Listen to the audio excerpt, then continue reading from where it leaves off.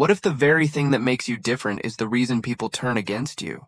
What if your sharpest insight is your most dangerous weapon? Here's the brutal truth. Seeing what others can't is not a gift. It's a burden. Ready? Why does this matter? Because the world doesn't reward you for noticing what hides in the shadows. It punishes you. Think about the last time you spoke the uncomfortable truth. Did people thank you? Or did they shrink away, labeling you strange, difficult, maybe even broken? Carl Jung called it the curse of seeing too clearly. When your eyes pierce through illusions, you stop living in the cozy fog most people breathe. And that makes you dangerous. Not to yourself, but to everyone who prefers the lie. Ignore this and you'll keep wondering why you feel alien in your own skin.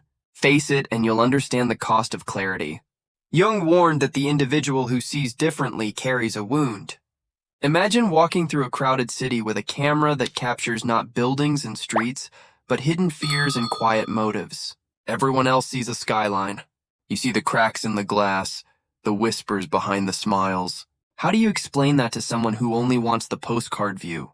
It's like holding a walkie tuned to a secret frequency. People chatter on the regular line.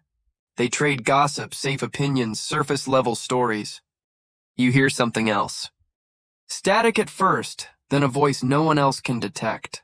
And once you hear it, you can't unhear it. That's the danger. Jung himself lived in this tension. He saw that most people live inside bubbles, floating in their own little soap film worlds. He tried to warn them, tried to puncture the illusions. But what happens when you pop a bubble? The person inside doesn't thank you. They gasp. They choke. They call you cruel. Pause for a second. Picture this. You're at dinner with friends. Everyone is laughing, telling light stories, staying safe. You notice one person's smile doesn't reach their eyes. You sense the loneliness hiding there. If you name it, you ruin the mood. If you stay silent, you betray your own perception. What do you choose? This is the crossroads Jung pointed to. The seer always risks exile. Think of prophets and myths. They're never beloved. They're tolerated at best, banished at worst. Why? Because they shatter the mirror everyone else needs to believe in. And a shattered mirror doesn't just show cracks, it shows blood. Here's the twisted part. Sometimes you doubt yourself. Maybe you think you're just paranoid, too sensitive, too much. You second-guess the signal. But deep down, you know the walkie is real. The whispers are not imagination.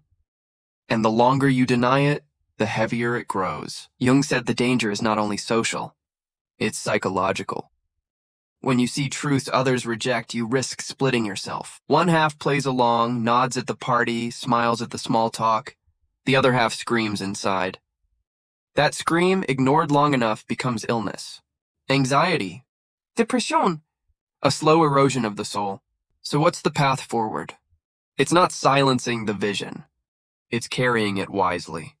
Jung believed those who see deeper must learn to walk a double path. One foot in the ordinary world, playing the game enough to survive. The other in the shadow world, where you admit what others cannot face. Balance, not surrender. Here's the knife edge. Lean too far into the ordinary and you lose yourself. Lean too far into the shadows and you lose everyone else. The art is to stand at the threshold, neither blind nor broken, to hold the vision without letting it consume you. Think of it like standing at a window during a storm. Outside, lightning splits the sky, terrifying and raw. Inside, the room is warm, the light steady. You need both views. If you stare only at the lightning, you forget the comfort. If you stare only at the lamp, you forget the truth. The seer's task is to hold both, not collapse into either. Jung knew this burden would not make you popular. It might not make you happy, but it makes you real. And being real, even in solitude, is the rarest victory. So ask yourself, what do you see that others refuse to see? And are you willing to carry it without apology? That's the price of vision. To live with both the beauty and the wound. The window and the storm. If you felt that isolation, that exile, you're not crazy. You're awake. And the world has always feared the awake. Subscribe, like, and answer me one thing in the comments. One word, truth. Because the truth won't make you safe, but it will make you free. This is the danger of seeing what others don't.